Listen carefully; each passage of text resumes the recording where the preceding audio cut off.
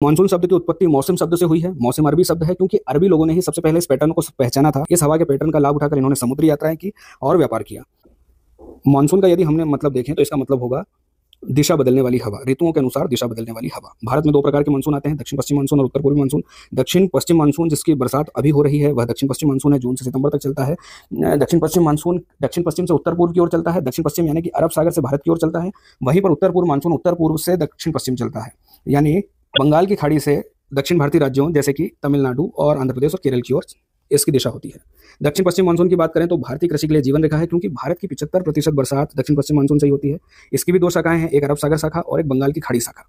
अरब सागर शाखा वेस्टर्न घाट होते हुए उत्तर भारत और फिर मध्य भारत और उत्तर भारत में बरसात करती है, और बंगाल की खाड़ी की शाखा उत्तर पूर्व में और फिर उत्तर भारत में यानी कि उत्तर भारत के मैदानों में बरसात करती है। मानसून का आगमन जून के आसपास होना शुरू होता है और मानसून की वापसी लगभग सितंबर के आधे महीने के बाद होना शुरू होती है, जो कि नवंबर तक पूरी तरह से मानसून भारतीय उपमहाद्वीप से हट जाता है।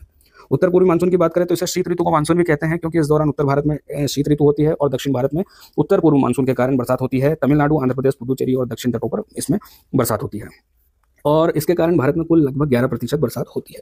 मानसून की दो ही विशेषताएं, एक तो इतना इरेगुलर है कि इसकी कभी बरसात होती है कभी नहीं होती है, कभी बहुत ज़्यादा बरसात होती है, कहीं बरसात बहुत कम होती है, अलग अलग जगहों पर भी अलग अलग मात्रा में बरसात होती है। और दूसरा पैटर्न है मानसून विच्छेद यानी ब्रेक इन मानसून। बरसात के दौरान कुछ समय ऐसा होता है जहाँ पर बरसात लंबे समय तक नहीं होती। मानसून का महत्व भारत के लिए इसलिए है क्योंकि भारत की कृषि इस पर निर्भर है। खरीफ की फसलें धान, मक्का, सोयाबीन इस पर सीधे तौर पर निर्भर है। जल संचयन नदियों में, झीलों में और भूजल पुनर्भरण के लिए भी हम मानसून पर ही निर्भर हैं। हमारी अर्थव्यवस्था में लगभग 60% लोग ग्रामीण हैं जो कृषि पर निर्भर है, और कृषि मानसून पर निर्भर है, और इसलिए कहा जा सकता है कि मानसून पर लोगों की आजीविका निर्भर है।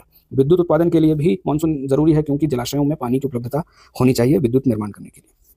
मानसून से जुड़ी हुई समस्याएं क्या हैं? अत्यधिक बरसात होती है तो बाढ़ आ जाती है, भूस्खलन होता है, फसल का नुकसान होता है। कम बरसात होती है, सूखा होता है, खाद्य संकट होता है। अनियमितताएं होती है तो कृषि उत्पादन भी अनियमित होता है, हमारी जीडीपी पर इसका प्रतिकूल प्रभाव पड़ता है। किसानों की अर्थव्यवस्था पर, ग्रामीण अर्थव्यवस्था पर इस अनियमितता का दुष्प्रभाव पड़ता है। जलवायु परिवर्तन के कारण मानसून की अनिश्चितता और बढ़ जाती है।